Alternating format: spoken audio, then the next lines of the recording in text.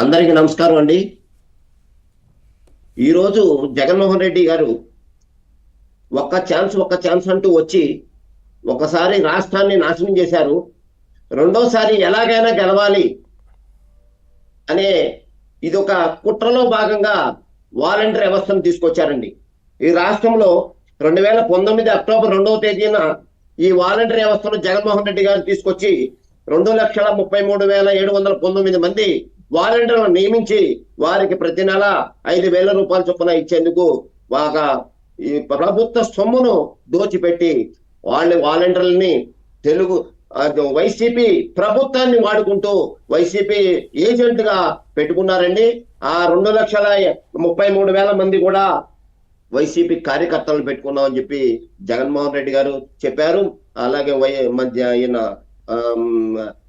విజయసాయి రెడ్డి గారు ప్రత్యేకంగా అనేక సభల్లో చెప్పారండి. అంతా కూడా మా వాళ్ళని పెట్టుకున్నాం, వైసీపీ వాళ్ళని పెట్టుకున్నాం అని.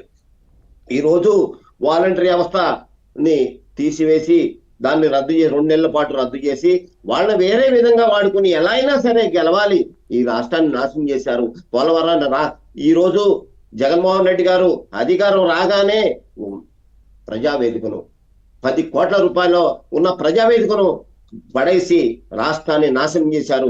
పోలవరం లేదు, అమరావతి నాశనం చేశారు.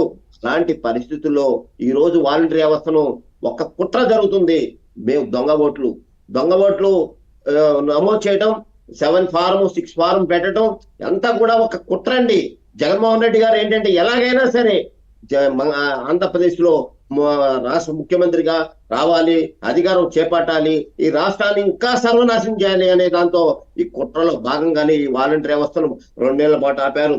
ఇక్కడ ఉన్నంత కూడా దళితుల ఓట్లతోనూ అధికారం చేపట్టిన జగన్మోహన్ రెడ్డి దళితులకు రక్షణ లేదండి. ఈ రాష్ట్రంలో వాలంటీర్ వ్యవస్థ ప్రభుత్వం బ్రేక్ ఇచ్చిందంటే దీనిలో వెనకంత ఎంతో కుట్ర ఉందని కూడా దాగి ఉందని ప్రజలంతా చెప్పుకుంటున్నారు.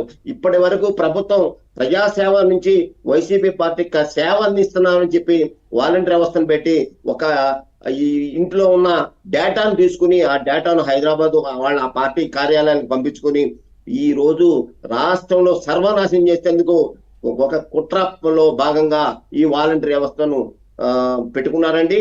ఈ బ్రేక్ ఇవ్వటం కూడా ఇచ్చి ఇంటికి వెళ్ళిపోండి, 30,000 ఇస్తాను, 40,000 ఇస్తాను అని చెప్పి బేరాలు ఆడుతున్నారంటే ఇదంతా కూడా ఒక కుట్రాన్ని కూడా సందర్భంగా తెలుగుదేశం పార్టీ దగ్గర నుంచి మేము దీన్ని ఖండిస్తున్నాము. ఇప్పటికే ఎడాపెడా వైసీపీ పార్టీ కోసం వాలంటీర్లను వాడుకున్నాడు. వాలంటీర్ని ఎంత వాడుకున్నా అంటే ముందుగానే తొలగిస్తామనే తెలుసండి. ఇలాగ తొలగిస్తారని వాళ్ళు తెలిసే 5,000 రూపాయల కోసం చేస్తున్నారు. ఈ 5,000 రూపాయలు నెలకి ఉందంటే దాని వెనక ఎంత ఉందో అనేది కూడా 5,000 రూపాయలకి ఎలా సరిపోతుందండి. ఒక వాలంటరీ ఇంటి దగ్గర నుంచి సచివాలయానికి వచ్చి సచివాలయం నుంచి ఇంటికి వెళ్తేనే సరిపోద్ది. 5,000 రూపాయలు పెట్రోల్కి రాదండి. అలాంటి వాలంటీర్లని వాడుకుని పార్టీ కోసం వాడుకుని వాళ్ళు ఈ రోజు తీసివేయటం, వాళ్ళు కూడా మొన్న వాలంటీర్లు అందరూ కూడా సమ్మెకు నోటీస్ ఇచ్చారు, మా జీతాలు పెంచాలని. అంగన్వాడీలు అలాగే